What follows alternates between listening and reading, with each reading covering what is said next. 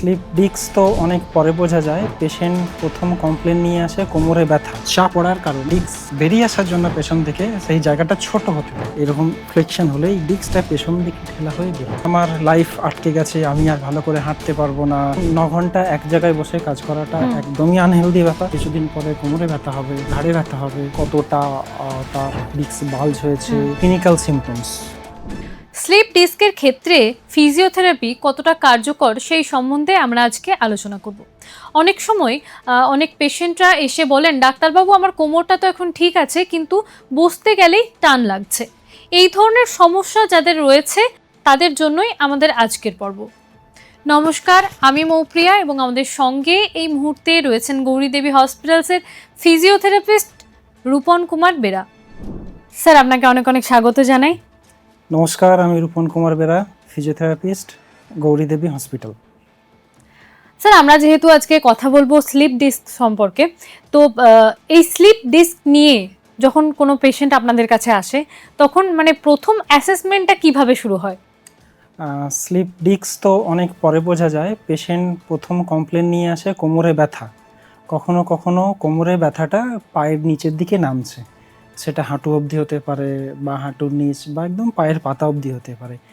তো হাঁটু কোমরে ব্যথা কমপ্লেন নিয়ে পেশেন্ট আসে এবং সেখান থেকে আমাদের অ্যাসেসমেন্ট শুরু হয় যে কী কারণে তার কোমরে ব্যথাটা হচ্ছে। তো কোমরে ব্যথার অনেকগুলো কারণ আছে, তার মধ্যে একটা কারণ হচ্ছে এই ডিস্ক বাল্জ হয়ে যাওয়া। আমাদের দুটো মেরুদণ্ডের মাঝে একটা জেলি মতো থাকে, ওটাকে আমরা ডিস্ক বলি। তো চাপ পড়ার কারণে ডিস্কটা পেছন দিকে বেরিয়ে এসে, আর ঠিক ওই ডিস্কের পেছন দিকেই থাকে নার্ভ, ঠিক আছে, স্পাইনাল নার্ভ যেগুলো হয় সেগুলো। তো ওগুলোকে চাপ দেওয়ার কারণে কোমরে ব্যথা হয় এবং চাপের পরিমাণটা যদি একটু বেশি হয় তো ব্যথাটা যতটা নার্ভের উপরে চাপ আসছে সেই অনুযায়ী পেছন দিকে পায়ের দিকে নামতে থাকে। অল্প চাপ হলে শুধু কোমরের মধ্যে থাকে, আর একটু বেশি হলে হাঁটুর দিকে আসে, বা একদম অনেক বেশি চাপ হয়ে গেলে পায়ের পাতা অবধি একদম গ্রেট টো বুড়ো আঙুল অবধি ব্যথা হয়। কখনো কখনো ব্যথার সঙ্গে দুর্বলতা এসে যায়, ভালো করে দাঁড়াতে পারছেন না, ভালো করে হাঁটতে পারছে না। এই লক্ষণগুলো নিয়ে পেশেন্ট আসে। এইখান থেকে আমাদের অ্যাসেসমেন্ট শুরু হয়। প্রাইমারিলি একটা এক্স রে করে দেখা হয়। এক্স রেতে ডিস্কের পজিশন অতটা বোঝা যায় না, শুধু আমরা মেরুদণ্ডের পজিশনগুলো বুঝতে পারি সেখানে কোনো চেঞ্জ আছে কিনা। এরপরে অ্যাডভান্স এমআরআই করলে বোঝা যায় যে কতটা পরিমাণ ডিস্ক বাল্জ হয়েছে, স্লিপ হয়েছে। এবং এই যে আমাদের নার্ভটা যে এসছে, ওটার একটা জায়গা তো আছে, একটা এটাকে আমরা বলি ক্যানাল ডায়ামিটার। আর ডিস্ক বেরিয়ে আসার জন্য পেছন থেকে সেই জায়গাটা ছোট হতে থাকে, ডায়ামিটারটা কমতে থাকে। কতটা কমেছে সেই অনুযায়ী অ্যাসেসমেন্টটা হয় এবং সেই অনুযায়ী তার পরবর্তীকালে ট্রিটমেন্ট সবকিছু চলতে থাকে। স্যার, অনেকের কমপ্লেন হয় যে আমার কোমর এখন ঠিক আছে, ব্যথা হচ্ছে না, কিন্তু যখনই আমি বসতে যাচ্ছি তখন ব্যথা শুরু হয়ে যাচ্ছে। হ্যাঁ, তো দাঁড়ানোর সময় ব্যথা হচ্ছে না, বসার সময় ব্যথা হচ্ছে, তার এখানে কিছু মাস্কুলোস্কেলিটালের সমস্যা হয়। ওখানে ছোট ছোট অনেক জয়েন্ট আছে, সেগুলো চাপ পড়ার জন্য বা মাসেলস শক্ত হয়ে স্প্যাজম যেটাকে বলি হয়ে থাকার জন্য উঠতে বসতে কষ্ট বা অনেকক্ষণ দীর্ঘ সময় বসে থাকলে ব্যথা হয়। এগুলো কোমরে ব্যথার টাইপ। কখনো শুধু কোমরে হচ্ছে, কখনো বসে থাকতে থাকতে সেই ব্যথাটা বাড়তে বাড়তে পায়ের দিকে নেমে আসছে। স্যার, বিছানা থেকে ওঠা, চেয়ারে বসা বা যে কোনো ছোট ছোট কাজ, যেমন কিছু কুড়াতে যাওয়া, এই ধরনের কাজগুলো কি আপনাদের সেশনে আলাদাভাবে শেখানো হয়? যখন আমরা কোমরে ব্যথার ট্রিটমেন্ট করি সেই সঙ্গে কোমরে ব্যথার ভালো থাকার কিছু রেমেডি আমাদের পেশেন্টকে শেখাতে হয়।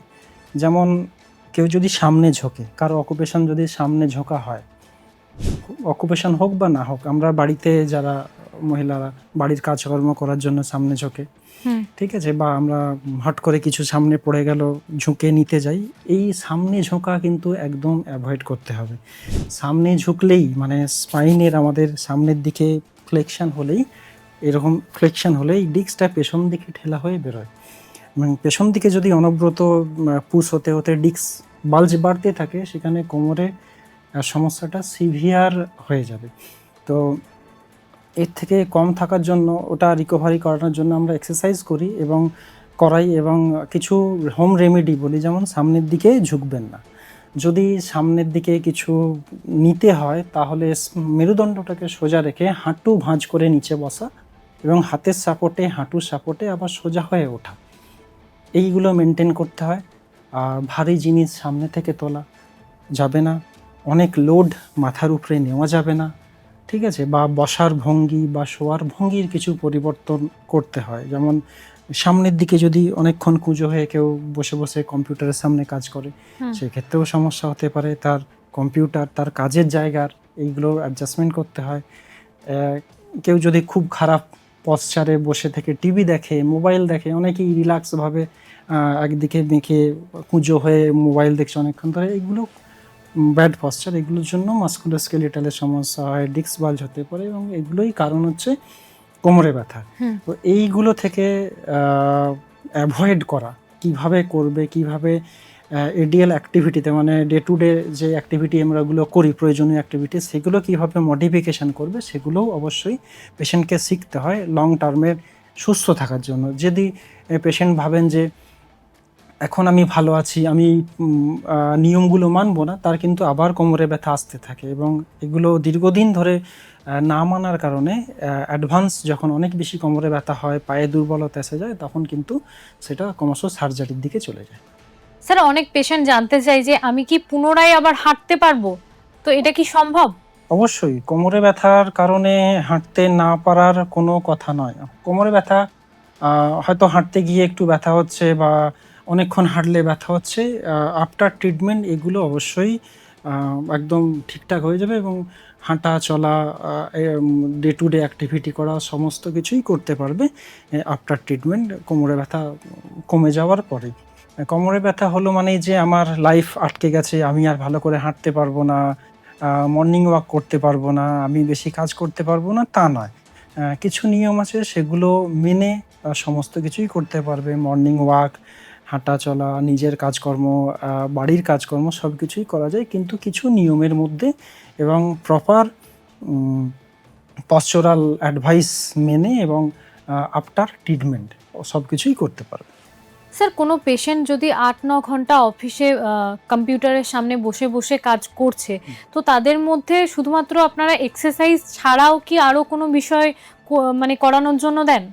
অবশ্যই। এক তো 9 ঘন্টা এক জায়গায় বসে কাজ করাটা একদমই আনহেলদি ব্যাপার। স্ট্যান্ডার্ড নিয়ম হচ্ছে 8 ঘন্টা কাজ করার পর 2 মিনিট করে পায়চারি করা। 2 মিনিট করে পায়চারি করা এবং হাতে মানে হাতগুলো উপর দিকে করে ফ্রি হ্যান্ড কিছু এক্সারসাইজ করা এবং একটু ফ্রেশ হয়ে আসা, একটু ঘুরে আসা, এসে বসে আবার 8 ঘন্টা 1 ঘন্টা কাজ করা এবং প্রতি হাফ অ্যান আওয়ার কি 1 আওয়ার বাদ উঠে একটু পায়চারি করতে হবে এবং ফ্রি হ্যান্ড এক্সারসাইজ করতে হবে। কেউ যদি ভাবে আমি 4 ঘন্টা একভাবে বসে কাজটা, আমার অনেকটা কাজ আছে আমি তাড়াতাড়ি করে নিই, তাতে কিন্তু কি হবে, তার প্রোডাক্টিভিটিটা কমে আসবে। কিছুদিন পরে কোমরে ব্যথা হবে, ঘাড়ে ব্যথা হবে এবং সে ভালো করে কাজ করতে পারবে না। তার হয়তো ব্যথার কারণে অফিস ছুটি নিতে হতে পারে। তো আমাদের অ্যাডভাইস থাকবে একসঙ্গে 8 ঘন্টা বা 1 ঘন্টা কাজ করার পর 2 মিনিট করে একটু হাঁটাচলা করা, একটু ফ্রি হ্যান্ড হাতের এক্সারসাইজ করা এবং নিজের পশ্চারটা ভালো করে মেনটেন করা এবং নিজের কাজের জায়গার কম্পিউটারের হাইট যেমন আমরা অ্যাডভাইস করে থাকি আই লেভেলে করা, এইগুলো মডিফিকেশান করে নিজেকে সুস্থ রেখে কাজকর্ম করলে তার প্রোডাক্টিভিটিটা আরও অনেক বেশি হবে। এইটা আমরা অ্যাডভাইস করে থাকি এবং এটাই হওয়া উচিত। বাড়ির যারা মহিলা রয়েছে, যেমন বাড়ির কাজ, রান্না, কাপড় কাচা, বাসন ধোয়া, এই ধরনের পেশেন্ট যারা রয়েছে তাদেরকে মানে কী ধরনের গাইড আপনারা করেন? যদি বাড়ির মহিলারা ধরুন ফ্লোর ক্লিন করার জন্য সামনে ঝুঁকে ঝুঁকে করে, তো আমরা সেটাকে অ্যাভয়েড করতে বলি। আমরা তখন স্টিক ইউজ করে যে ক্লিন করা যায় এগুলো করতে বলি। তারপর ধরুন ফ্লোরে বসে ঝুঁকে কিছু কাজ করার বদলে যদি আমরা একটু হাইট মানে স্ট্যান্ডিং পজিশানের কাজগুলো করতে পারি, সেটা একটা আছে। ধরুন আবার অনেকে অনেকক্ষণ ধরে কুকিং করছে ঘন্টার পর ঘন্টা দাঁড়িয়ে, এইগুলোকেও মডিফিকেশান করা উচিত। আমরা কি বলি যে আপনি কুকিং করছেন, যখন আপনাকে আর হাতের কাজ করতে হচ্ছে না, ওগুলো ঢাকা দিয়ে আপনি ধরুন সেদ্ধ করছেন, তখন একটা টুল বা চেয়ার রাখলেন ওই রান্নাঘরের মধ্যে, কিছুক্ষণ বসে নিন, হুম হ্যাঁ বসুন, আবার দাঁড়িয়ে কাজ করুন, আবার কিছুক্ষণ বসে নিন। এইভাবে কি হবে, বসছি যখন আমরা কোমরের মাসেলসগুলো রিল্যাক্স হচ্ছে, স্পাইনের মাসেলসগুলো, আবার দাঁড়িয়ে যখন কাজ করছেন স্পাইনকে সোজা রাখার জন্য ওগুলো আবার কন্ট্যাক্ট হচ্ছে। তো একভাবে যদি কন্ট্যাক্ট করে থাকে মাসেল স্টিফ হয়ে যাবে, ব্যথা হবে। তো সেই জন্য একটু করে বসুন, আবার করুন। সামনে ঝোঁকার ক্ষেত্রেও তাই, আমরা ফ্লোর ক্লিনের জন্য বললাম স্টিক, রান্নাঘরের জন্যও তাই, এবং কাপড় কাচার জন্যও আমরা বলি যে সামনে ঝুঁকে ঝুঁকে অনেকক্ষণ ধরে কাপড় কাচবেন না, অন্য কোনোভাবে মডিফাই করে নেওয়ার ব্যবস্থা করাটাই কোমরের জন্য ভালো। স্যার, অনেকেই রয়েছে কিছুদিন ফিজিওথেরাপি করার পর হঠাৎ মাঝপথেই বন্ধ করে দেন, তো সেক্ষেত্রে কি রিকভারিটাও থেমে যেতে পারে? অবশ্যই থেমে যেতে পারে। ব্যথা যখন হচ্ছে, উনি ফিজিওথেরাপিস্টের কাছে এলেন, 5টা সেশনের পর ব্যথাটা কমে গেল, হঠাৎ করে আর এলেন না, এটা কিন্তু খুব খারাপ। কারণ আমাদের যে ট্রিটমেন্ট প্রসিডিওর তার মধ্যে কতগুলো ভাগ থাকে। প্রথমে প্রাইমারি গোল থাকে ব্যথা কমানোর, তারপর পশ্চার কারেকশান, তারপর যাতে লং টার্মে ভালো থাকে, মাস্কুলোস্কেলিটাল সমস্যা মানে অ্যাডভান্স না হয়, তার জন্য আমাদের মানে স্ট্রাকচার মেনটেন করার জন্য মাসেলের জোর দরকার। তো সেই স্ট্রেংথেনিং এক্সারসাইজ প্লাস তার হোম রেমেডি, এগুলো পরপর ধাপে ধাপে চলতে থাকে। প্রথমেই গোল থাকে যে পেনটা কমানোর। কারো পেন 5টা সেশনের পর কমে গেল, সে আর মানে এলো না ট্রিটমেন্টের জন্য, তার মানে এরপরে যে আরও 3টে-4টে ধাপ আছে এগুলো মিস করছে। তো আবার কিছু মাস পরেই আবার ব্যথা হয়, আবার ফিরে আসে। তো আমি বলবো ব্যথা কমে গেছে মানে ফিজিওথেরাপি বা এক্সারসাইজের দরকার নেই এটা না। যে ট্রিটমেন্ট করছে তার গাইড অনুযায়ী আপনি তার সঙ্গে পরামর্শ করে কতদিন ট্রিটমেন্টের প্রয়োজন, নেক্সট ধাপ কী হবে, তারপরের ধাপ কী হবে, এইগুলো সমস্তটা কমপ্লিট করলে কি হবে, লং টার্মের জন্য ভালো। নাহলে এটা বারে বারে রিকারেন্ট হতে হতে হতে সমস্যা আরও বাড়লে কোমরে, সেটা অনেক এগিয়ে গেলে তখন উপায় থাকে না আর এক্সারসাইজ বা ফিজিওথেরাপি বা পশ্চার কারেকশন করে সেটা ঠিক করার। ঠিক আছে, অবশ্যই আমি সাজেস্ট করব যে আপনারা ব্যথা কমে গেল মানে এক্সারসাইজ বা ফিজিওথেরাপি বন্ধ করে দিলাম এরকম করবেন না। ফিজিওথেরাপিস্টের গাইড অনুযায়ী সেশন যেগুলো যেমন বলছে, একদম বাড়িতে কি করবেন সেই অবধি শিখে নিয়ে মাসেলের জোর কিভাবে বাড়াবেন, কিভাবে নিজেকে সুস্থ রাখবেন, পুরোটা সেশন কমপ্লিট হওয়ার পরেই বন্ধ করবেন। স্যার, মোটামুটি স্লিপ ডিস্কের ক্ষেত্রে কতগুলো সেশন প্রয়োজন হয়? ডিপেন্ড করে সিভিয়ারিটি, কতটা তার ডিস্ক বাল্জ হয়েছে, ক্লিনিক্যাল সিমটমস। অনেকের অনেক বেশি ব্যথা থাকে, আবার অনেকে ব্যথা সহ্য করতে পারে, অনেক বলে না যে আমার এত বেশি ব্যথা হচ্ছে, প্লাস হাত মানে পায়ের দুর্বলতা এসেছে কিনা, এগুলোর উপরে ডিপেন্ড করে। মোটামুটি আমি বললাম যেমন 5 to 10 ডেজ লাগতে পারে ব্যথা কমার জন্য, এবং আরও 15 ডেজ লাগবে তার পশ্চার কারেকশন বা কোনো যদি স্ট্রাকচারের ডিফর্মিটি হয়ে থাকে সেগুলো কারেকশান করার জন্য, এবং বাড়িতে রেগুলার 2 টাইম করে এক্সারসাইজ তাকে আগামী আরও কিছু মাস করে যেতে হবে। স্যার, কনফিডেন্সের ব্যাপারটা কতটা গুরুত্বপূর্ণ এক্ষেত্রে? কারণ কিছু কিছু মানুষ ভাবে যে ব্যথাটা কমে গেছে কিন্তু আমি কাজ করলে আরও বেড়ে যাবে। হ্যাঁ, তো কনফিডেন্স অনেকের লুজ হয় তখনই যখন ব্যথাটা বারে বারে ঘুরে ঘুরে আসে। এই ক্ষেত্রে যে প্রথমে বললাম কিছুদিন ট্রিটমেন্ট করার পর অফ করে দিয়েছিল, আবার ব্যথা হচ্ছে, পরে গিয়ে ভাবে যে আমি কিছু করলেই ব্যথা হচ্ছে। তো আমি বলবো পুরো ট্রিটমেন্ট, পুরো রিহ্যাব সেশনটা আপনি কমপ্লিট করুন, এবং যেইভাবে হোম অ্যাডভাইস বা অফিসের কাজের জায়গার চেঞ্জ, যেগুলো আমরা অ্যাডভাইস করছি, যেগুলো ফিজিওথেরাপিস্টরা বলছে সেইভাবে মেনে চলুন, অবশ্যই সুস্থ সবলভাবে নিজের কাজটা করতে পারবেন। এতে কনফিডেন্স লুজ করার মতো কিছু নেই। এবার যদি আপনি পরামর্শ না মেনে নিজের মতো করে ভুল পদ্ধতিতে করতে থাকেন, বারে বারে ঘুরে ঘুরে ব্যথাটা এলে তখন অটোমেটিক কনফিডেন্স লুজ হতে পারে। স্যার, নিজের কাজে বা নিজের স্বাভাবিক জীবনে ফেরার সময় আগের রুটিনে কি সে ফিরে যেতে পারে, নাকি আপনারা ধাপে ধাপে একটা মানুষকে সেই জায়গায় পৌঁছে দেন? হ্যাঁ, কোমরে ব্যথা হলে পেশেন্টের যে আগের কাজকর্ম অবশ্যই করতে পারবে, কিন্তু তার মধ্যে কিছু নিয়ম শৃঙ্খলা থাকবে। কিছু দিনের আগের মতো কাজ করতে কিছু দিনের টাইম ডিউরেশন সময় লাগবে।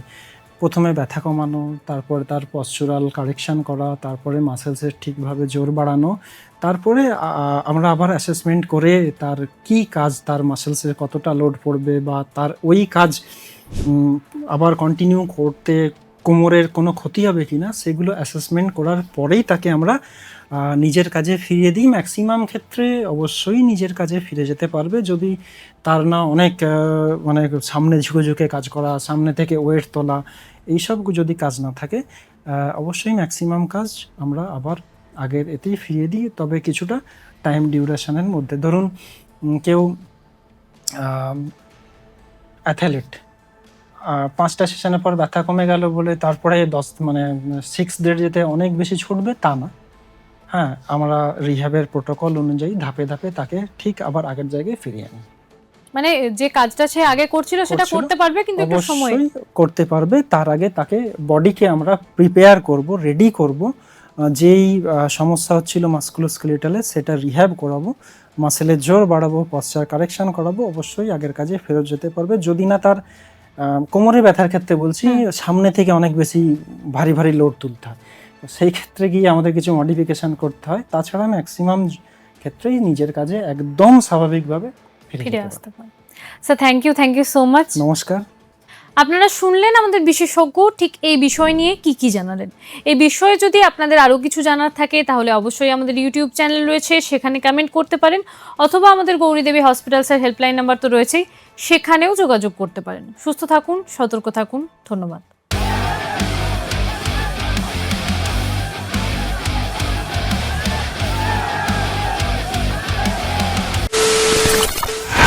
খবরের নামে প্রতিদিন সন্ধে আপনার ড্রয়িং রুমে কি শুধুই চিৎকার চেঁচামেচি খেয়ে আসে? বিতর্কের নামে চলে গালাগালি আর কাদা ছোড়াছুড়ি। এবার সময় পরিবর্তনের, কারণ আমরা কান ফাটানো চিৎকারে বিশ্বাস করি না। আমরা বিশ্বাস করি খবরের সত্যতায়। আমরা কোনো পক্ষের হয়ে গলা ফাটাই না, আমরা সাধারণ মানুষের হয়ে প্রশ্ন তুলি। চিৎকার নয়, শুধু খবর হবে যেখানে বিতর্ক আছে কিন্তু কুৎসিত ঝগড়া নেই। সঠিক তথ্য, বিশ্বস্ত খবর। নজর রাখুন আর প্লাস নিউজে।